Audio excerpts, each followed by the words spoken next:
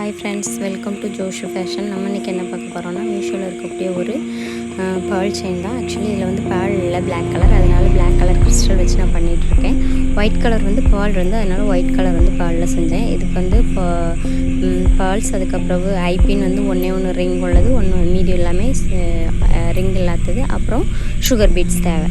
அதில் வந்து அந்த ரிங் உள்ளதுலேயுமே ஃபஸ்ட்டு சுகர் பீட்ஸ், அப்புறம் பேர்ல் போட்டுட்டு அந்த ரிங்கில் வந்து இப்போ ஹைட்டு வந்துச்சு அப்படின்னாக்கி, ஐபின் வந்து ஹைட் வந்துச்சு அப்படின்னாக்கி அந்த ஹைட்டு வந்து சரியான அளவு கட் பண்ணி விட்டுட்டு அதை வந்து மேலே வந்து வளைச்சி விடணும். ஓகேவா? ஆப்போசிட், அதாவது ஆல்ரெடி அதில் ஒரு ரிங் இருக்கும், அதுக்கு ஆப்போசிட்டில் அதை வந்து வளைக்கணும். அதுக்கப்புறம் உள்ளது எல்லாத்தையுமே அதே மாதிரி கீழே வந்து சுகர் பீட்ஸ், அடுத்து பால் அப்படி போட்டு வச்சுட்டு நம்ம வந்து அந்த ஆல்ரெடி போட்டிருப்போம்ல, ஒரு இது மட்டும் போட்டு வளைச்சி விட்டுருப்போம்ல கீழே ரிங் உள்ள ஐபின், அதில் வந்து ஒரு இது வளைவு இருக்கும், ஒரு இது வந்து நம்ம வளைச்சிடுப்போம்.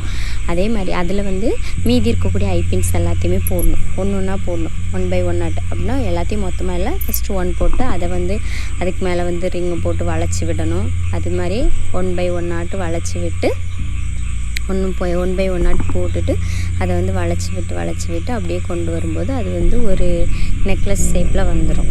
ஓகேவா? பாருங்கள், அது வளைக்கிறது உங்களுக்கு தெரியும்னு நினைக்கிறேன். அது வந்து நீங்கள் இப்போது கீழே எந்த இதில் போட்டிருக்கீங்களோ அதை விட ஆப்போசிட் இதில் வந்து வளைச்சி விடணும்.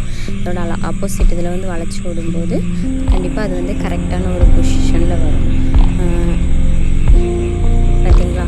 இந்த மாதிரி வரும். அப்படி 1 by 1 வளைச்சி விட்டு எல்லாம் முடிச்சதுக்கப்புறவு அதுக்கப்புறவு என்ன தேவை அப்படின்னா 2 ஜம்ப்ரிங் தேவை.